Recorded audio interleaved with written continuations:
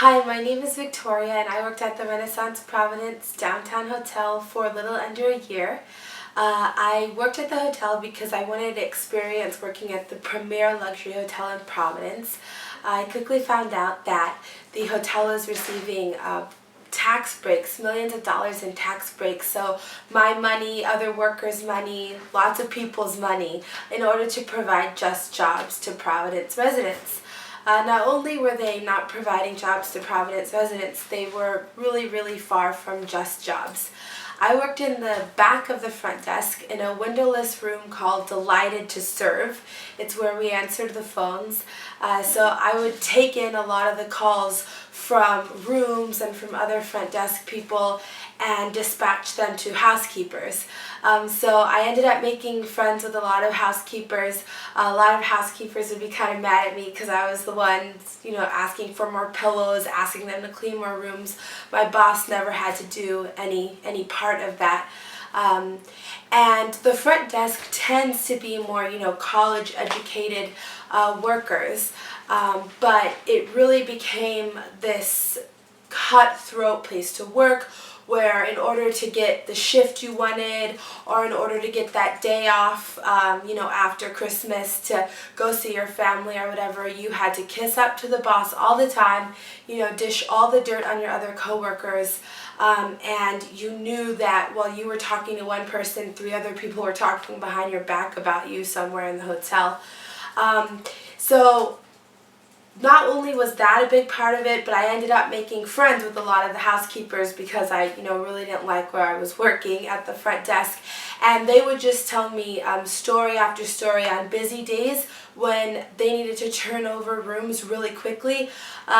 They would have to be in the rooms with these machines that help get the cigarette smoke out. And because, front desk managers wanted to delight and serve our guests, instead of telling the guests to stop smoking, they'd often just let them smoke. And what happens is you have to put a machine that releases lots and lots of chemicals. And on the machine it explicitly says no human contact with this, for 2 hours while it's going because the room needs to air out.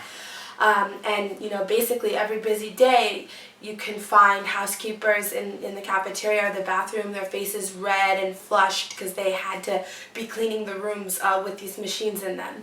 This was a really normal occurrence. So that, was far from a just job. The other thing is that a lot of the housekeepers ended up getting fired just in the short time I was there. I saw, someone getting fired every couple of weeks. For minute reasons that, if we did have a union, a simple grievance procedure would probably find a lot of these firings unjust. But it was always the same type of person getting fired. Someone who had been at the hotel for a long time. Someone who was receiving benefits. Someone who had received, the pennies and dimes raises over the years. And someone who had stood up for themselves and had actually, had a voice in the hotel. And that pattern just made it really clear that that was part of what management was using to really kill any type of opportunity or any type of voice that we had to make our jobs better. So it was that coupled with a lot of lies, about the union that management was spreading. Banquets people would say, I don't want a union because if we have a union, I can't lift certain pieces of furniture, and just sort of ridiculous things like that, when in fact banquets people would actually benefit the most from, a legal union because their hourly rate would just go up like crazy. So those two things really helped kill a lot of the organizing that a lot of workers had done. And so it's really important for us to stand together and to keep these stories heard. A lot of people will say, that's your job, you're lucky you have a job, don't complain, take it.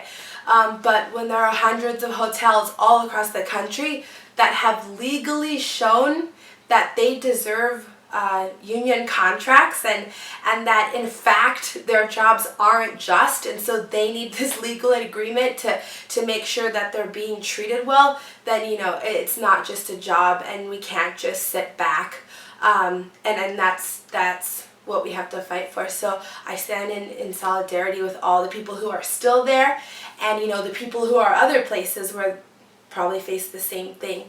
Thank you.